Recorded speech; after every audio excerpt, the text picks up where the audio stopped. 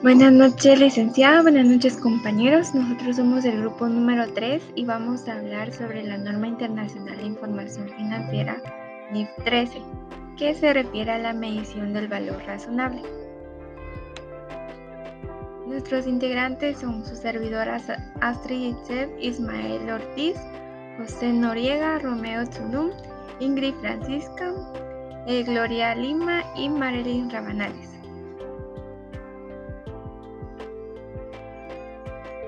Bueno, el objetivo de la NIF 13 primero va a ser definir. ¿Qué vamos a definir? Lo que significa el valor razonable. Luego de eso vamos a establecer la medición de este valor razonable y por último vamos a requerir qué información vamos a revelar sobre esta medición.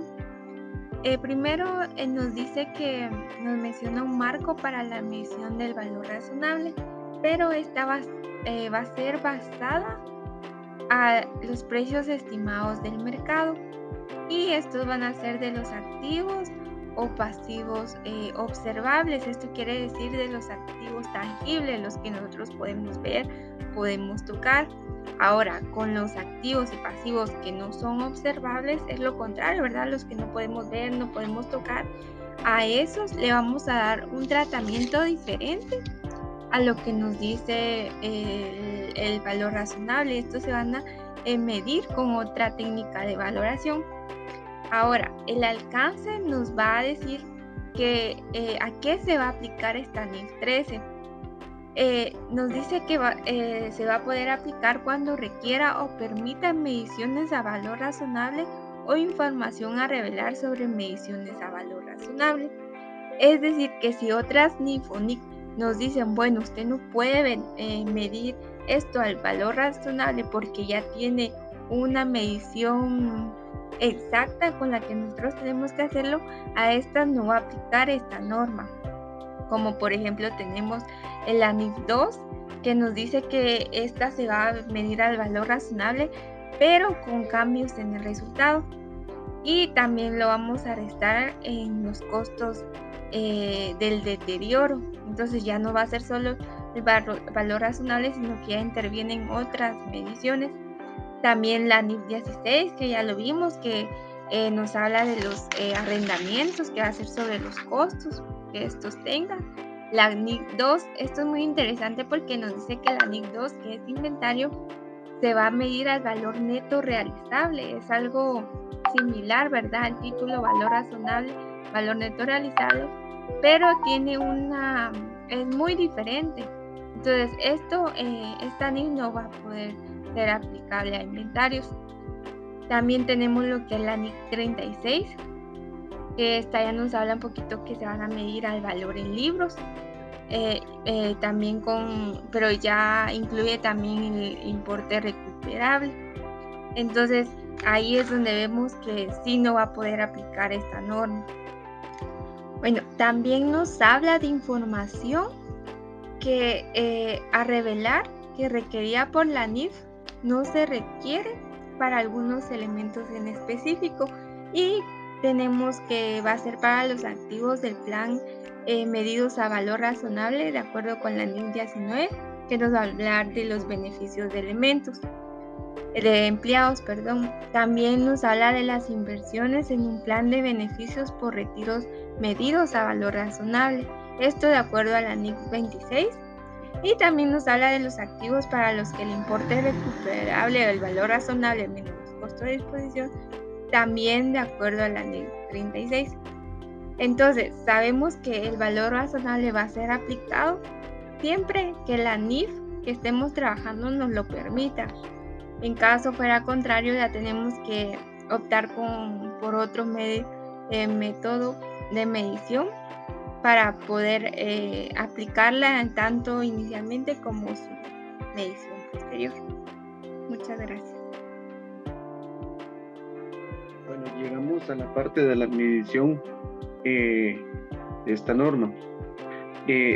La medición del valor razonable, pues esta NIF lo define como el precio que se podrá pagar por un activo o un pasivo en una transacción siempre que las partes, pues por supuesto, deben estar debidamente informados y que dentro de ella pues no existe nada que les impida actuar de forma libre o voluntaria. La medición en el activo pasivo, pues como bien la norma hace mención, pues una medición del valor razonable para aquellos activos corrientes o no corrientes al medir el valor razonable de cada entidad. Como bien cada uno de ellos pues, tendrán sus propias características. Por ejemplo, una de las partes importantes, pues como bien sabemos que el activo pues son aquellos recursos que la entidad dispone o que están disponibles, ¿verdad? O sea, tangibles o intangibles, pues que esto permite obtener beneficios económicos. Dentro de eso, pues una entidad debe tomar en cuenta ciertas características para un activo, por ejemplo, la condición y la localización del mismo. También las restricciones que si hubiera, ¿verdad? Por ejemplo, sobre una venta o sobre el uso de un activo. La transacción, pues esta parte, pues es una medición al valor que supondrá que el activo pasivo se intercambie en una transacción ordenada, ¿verdad? Como también, pues, es un flujo económico, ¿verdad? Que refleja la creación de una transformación intercambiada, o sea, una transferencia o extinción de un valor a otro, ¿verdad? Llegamos a la parte de los participantes del mercado. Pues la norma nos hace referencia que toda entidad pues medirá el valor razonable de un activo pasivo utilizando los supuestos, ¿verdad?, que los participantes del mercado utilizarían para fijar el precio de un activo. Como bien acá hace referencia, ¿verdad?, pues a quiénes son los participantes, porque son aquellas entidades, ¿verdad?, o personas individuales, o bancos, o financiadoras, o arrendadoras, casas de bolsas, administradores de fondos, etcétera. Ellos serían los participantes del mercado. El precio, pues, ¿qué es el precio? Pues es el valor, pues, es el precio que se recibirá, ¿verdad?, por la venta de un activo o que se pagaría por la transacción de un pasivo. Es decir, pues esta parte sería el valor, si le podemos ver así, el valor del dinero en que se estima el costo de algo, o sea la venta de un producto, de un bien, de la venta de un servicio. Pues como bien dice acá, pues es el precio, suele medirse por unidades monetarias, ¿verdad? Entonces prácticamente es la parte que nos hace referencia a la norma. Continuamos con la exposición. Antes de exponer el siguiente punto, tenemos que aclarar y poner en claro qué es un activo no financiero. Un activo no financiero se refiere a un activo que no se negocia en el mercado financiero y su valor se deriva de sus características físicas y no de sus derechos contractuales. Tenemos dos tipos de activos no financieros. Tenemos los tangibles, que son los terrenos, los edificios, los vehículos de motor y todo equipo que tiene la empresa. Tenemos también los activos no financieros intangibles que podemos tomar en cuenta, que son las patentes, la buena voluntad y la propiedad intelectual que cuenta la empresa para poder estar en funcionamiento, y la credibilidad ante todos sus inversionistas. Tenemos que dice que aquí, gracias a esto, tenemos que sacar el máximo y mejor uso de los activos financieros. Aquí lo que nos dice la norma es: una medición al valor razonable de un activo no financiero tendrá en cuenta la capacidad del participante del mercado para generar beneficios económicos mediante la utilización del activo. Esta empresa utilizará tanto como nos habla sobre que los terrenos, los vehículos y todo lo que cuenta la empresa para obtener un beneficio o obtener ganancias para seguir en funcionamiento. Tenemos también lo que es la premisa de la valoración para los activos financieros. Dice: el máximo y uso del mejor de los activos financieros establece la premisa de valoración utilizada para la medición del valor razonable de un activo. Aquí también vamos a hablar de que dice: los activos no financieros son importantes para las empresas que pueden utilizar como garantía para obtener créditos de instrumentos financieros que incluyan en el balance general y los análisis financieros considerados de los activos no financieros a la evaluación variable a largo o corto plazo para las mejoras de esta empresa. tenemos también lo que nos habla aquí, el siguiente punto, que es los principios generales. Una medición al valor razonable supone que un pasivo financiero o no financiero o un instrumento de patrimonio propio de identidad. Aquí nos habla de que toda medición valor razonable para la ejecución e instrumentación de esta empresa, ya sea financiero o no financiero, tangibles o intangibles. Los activos generalmente se dividen en dos grupos: los activos circulantes, los activos no circulantes. Los activos circulantes son activos que se espera que se conviertan en activos a un corto plazo o corto periodo, periodos de un año o menos de un año. También tenemos lo que también es por lo contrario, los activos financieros o corrientes, que son inversiones a largo plazo, cuyos beneficios no se reconocerán en su totalidad en un corto plazo, a un año o menos de un año. Se tendría a largo plazo para obtener las ganancias requeridas. Eso es lo que nos habla esta norma sobre los principios generales de los activos no financieros. También tenemos lo que son el pasivo e instrumento de patrimonio mantenidos por otras partes como activos. Dice, nos habla que cuando un precio cotizado para la transferencia de un pasivo idéntico o similar o instrumento de patrimonio propio de la entidad no estará disponible y la partida idéntica se mantenga por parte de un activo. Todo pasivo lo podemos utilizar como instrumento de inversión, de trabajo, mediante nuestro patrimonio que tenemos para la ejecución y la inversión de generación de ganancias en nuestra empresa. Sigue el siguiente compañero.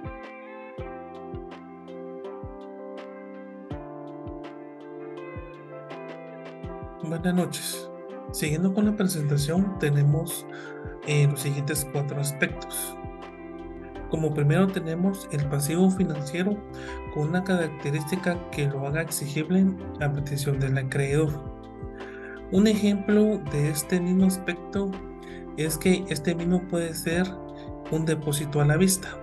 Este mismo no será inferior al importe a pagar cuando se convierte en exigible, descontando desde la primera fecha en la que puede requerirse el pago. Como segundo aspecto tenemos los pasivos o instrumentos de patrimonio no mantenidos por otras partes como activo. Esto es cuando un precio cotizado para la transferencia de un pasivo idéntico o similar no está disponible y la partida idéntica no se mantiene por otra parte como un activo.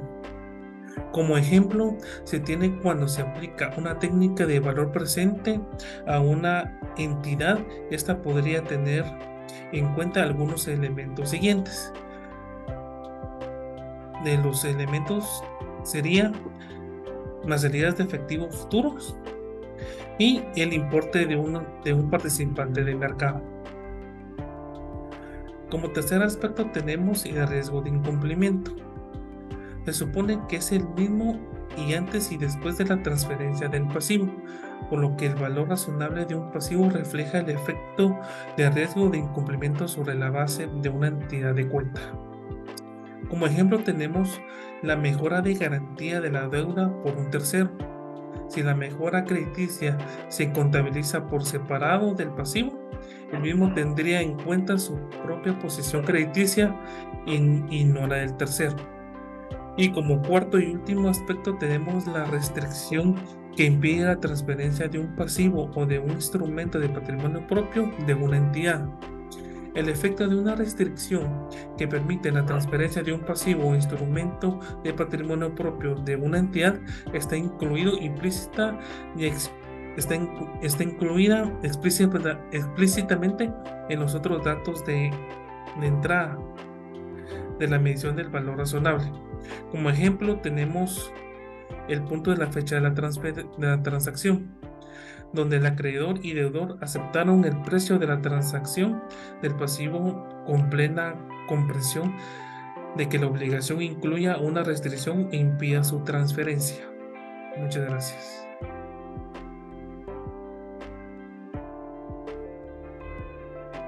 Siguiendo con la explicación sobre la aplicación de activos financieros y pasivos financieros con posiciones compensadas en riesgo de mercado o riesgo de créditos de la contraparte. En esta parte, una entidad que mantiene un grado de activos financieros, pasivos financieros, pues está expuesta a riesgos de mercado. A los riesgos de mercado, a los riesgos de crédito, se permite a la entidad aplicar una excepción, ya que la NIF nos indica, para poder medir el valor razonable. Esa excepción pues permite que una entidad mida el valor razonable a un grupo de activos financieros, pasivos financieros sobre la base del precio que recibiría por vender alguna posición larga, es decir, algún activo. Entonces, lo que nos habla es el párrafo de la NIF es que gestiona el grupo de activos financieros y pasivos financieros, y otro es proporcionar información al personal clave de la gerencia. Esas son algunas excepciones que nos fue. Y otro que es la exposición a riesgos de mercado.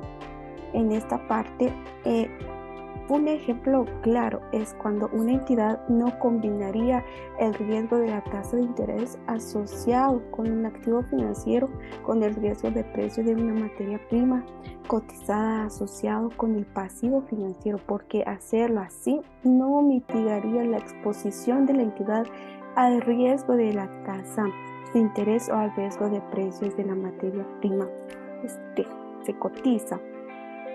Exposición al riesgo de créditos de una contraparte particular.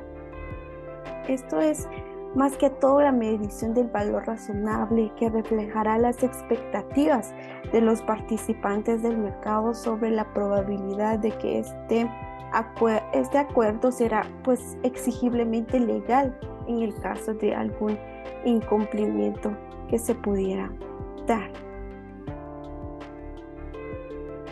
Continuando con el tema, ahora veremos el valor razonable en el reconocimiento inicial. Y entonces, cuando se adquiere un activo o se asume un pasivo en una transacción de intercambio, para este activo pasivo, el precio de la transacción es el precio pagado para adquirir el activo. Muy bien, esto no quiere decir que las entidades no vendan activos a los precios pagados por su adquisición. Y como por ejemplo podría ser la transacción que es entre partes relacionadas, y si la entidad tiene evidencia que la transacción se realizó en condiciones de mercado. Asimismo, en el caso de dificultades financieras, puede surgir la coacción o el vendedor se ve forzado a aceptar el precio de la transacción. Entre las técnicas de valoración, una entidad utilizará las técnicas de valoración que sean apropiadas a las circunstancias o sobre las cuales existan datos suficientes disponibles para medir el valor razonable. Respecto al enfoque de mercado, podríamos mencionar la matriz de fijación de precios, que es una técnica matemática utilizada principalmente para valorar algunos tipos de instrumentos financieros, como podrían ser títulos, valores de deuda. Los datos de entrada para las técnicas de valoración, estas son utilizadas para medir el valor razonable, maximizarán el uso de datos de entrada observables relevantes y minimizarán el uso de datos de entrada no observables. Entonces, una entidad elegirá datos de entrada que sean congruentes con las características del activo y entonces o pasivo, y que los participantes del mercado tendrían en cuenta para en una transacción. Asimismo, dentro de la jerarquía del valor razonable, los datos de entrada de nivel 2 podríamos encontrar la permuta financiera de tasa de interés que paga variable y recibe fijo, basada en la tasa de permuta financiera, y también la permuta financiera de tasa de interés que paga variable y recibe fijo, que sería basada en una curva de rendimiento denominada en una moneda extranjera.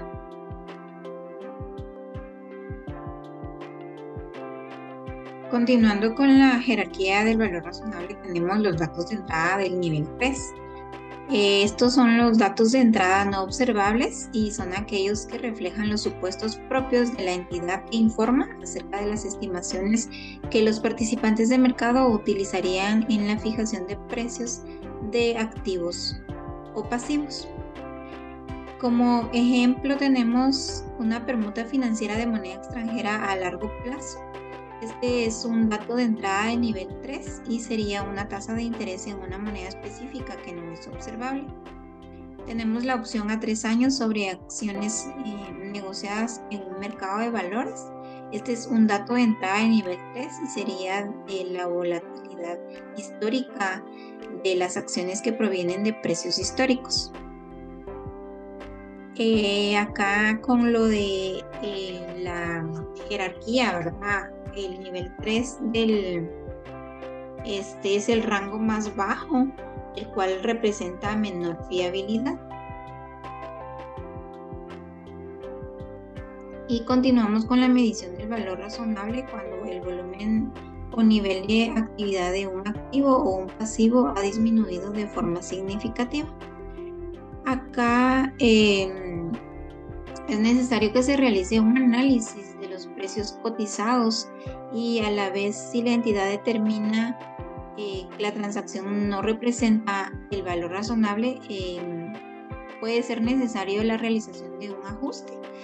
Y este ajuste a su vez también podría ser significativo para la medición del valor razonable. Y tenemos la identificación de las transacciones que no son ordenadas. Estas se ven afectadas cuando se ha disminuido de manera significativa el volumen de activos y pasivos. Y pues es una transacción no ordenada donde hay una exposición adecuada para un periodo anterior de la fecha de transacción. En el uso de los precios estimados proporcionados por terceros, acá sí existe una disminución significativa en el volumen o nivel de la... acá se debe evaluar si los precios estimados proporcionados por terceros están desarrollados utilizando información actual que refleje transacciones ordenadas. Gracias.